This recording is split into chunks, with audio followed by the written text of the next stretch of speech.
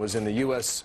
Army Special Forces, now Senior Director of Communications for the Warrior Legacy Foundation, a vocal opponent of having that trial in New York City. And, sir, good morning to you. You're in Washington. Why were you so concerned about New York in this trial? It kind of shows the mentality this administration has taken in our fight against terrorism.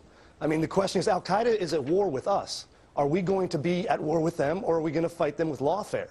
And I think this was a symptom of that mentality. And I think it's a great step halfway in the right direction to go ahead and not hold it in New York City. And what they need to do is go ahead and try him by military tribunal in Guantanamo Bay. If that doesn't happen, and we talked to a great guest, Victoria Tensing, about the legal implications in all this, she contends that as of right now, it's just a venue change. In other words, the mechanics of the trial will continue, and you're going to run into all these issues about what evidence you make public. Your view on that is what?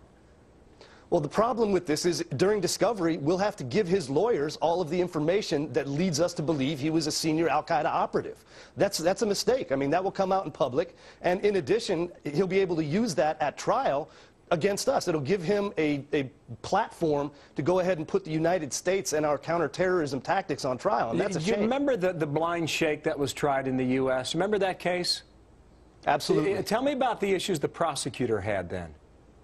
Well, Andy McCarthy, who tried him, wrote a book about it and noted that he had to give the names of over 200 intelligence sources and people we had identified as part of the Al-Qaeda network to his lawyers, to the Blind Sheikh's lawyers. And that blew some intelligence operations. That actually harmed our ability to conduct counter-terror operations. And it's a disgrace that we're considering doing that again when we have the legal option given to us by Congress to go ahead and try him by tribunal and keep those a secret. And your concern is that if you do this to Khalid Sheikh Mohammed, you're going to see a repeat of the trial that you just laid out there. I know what you say about military tribunals.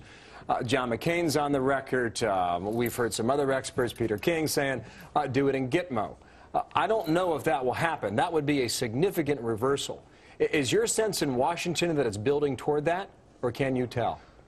Oh, I think the Christmas bomber showed that this administration does not have a plan for high-value target terrorists for their entire response to terrorism. I mean, the question even comes down to, if we capture someone in the field, should we be sending Navy SEALs after him or CSI to gather evidence? I think we need to return to the mentality that Al-Qaeda holds against us. They're at war. We ought to act like we're at war with them as well, and stop this idea that we can have a law enforcement attitude towards what used to be the war on terror. And that may all be well and good, but you know what the president's position has been on this. You know what Eric Holder's position has been.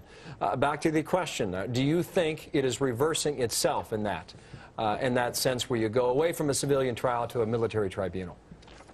I think there's an awful lot of pressure on them right now to make that choice. I don't know if they will. They've been adamantly opposed from the start, and I believe they've both been wrong on that issue. Now, the question is, are they going to listen to the combined wisdom of the rest of the counterterrorism groups that do that for a living and go back to what was the correct answer, and that is treating terrorists as enemies of the United States of America, not as common criminals? James Hansen, thank you for your time. And at this point, we really can't answer that question. We'll see in time if that changes. Thank you, sir, from Washington.